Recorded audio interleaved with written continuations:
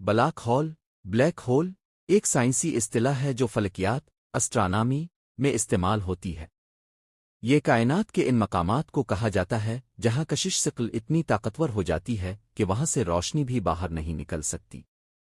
سائنسدانوں کا ماننا ہے کہ یہ بلاک ہول کسی بڑے ستارے کے پھٹنے اور سکڑنے کلیپس کے بعد بنتے ہیں۔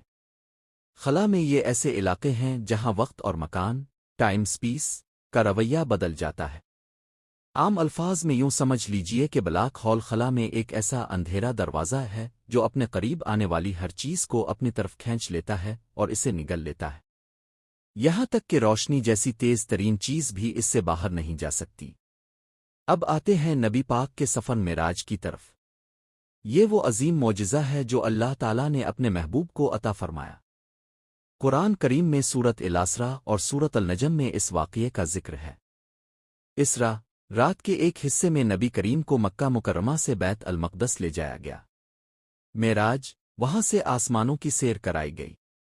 اپنے ساتھ آسمانوں پر مختلف انبیاء علیہم السلام سے ملاقات کی، جنت و دوزخ کے مناظر دیکھے اور آخرکار اللہ تعالیٰ کے قرب خاص عقاب قوسین و ادن تک پہنچے۔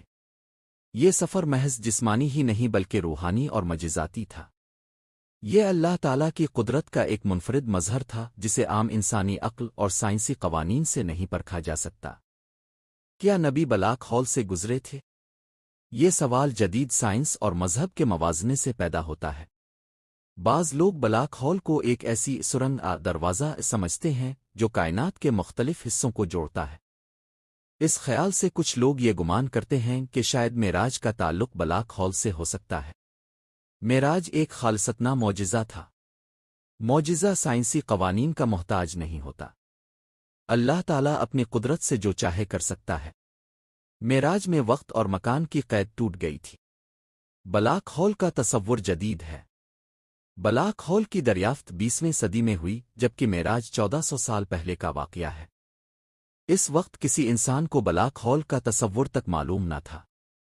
قرآن و حدیث میں بلاک ہول کا ذکر نہیں۔ قرآن نے معراج کا ذکر بڑے واضح انداز میں کیا ہے، لیکن کہیں بھی یہ نہیں کہا گیا کہ یہ سفر کسی بلاک ہول فلکیاتی راستے سے ہوا۔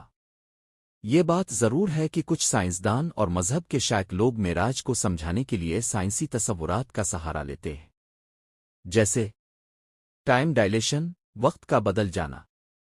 آئنسٹائن کی تھیوری آف ریلیٹیوٹی کے مطابق روشنی کی رفتار کے قریب جانے پر وقت کا بہاؤ بدل جاتا ہے۔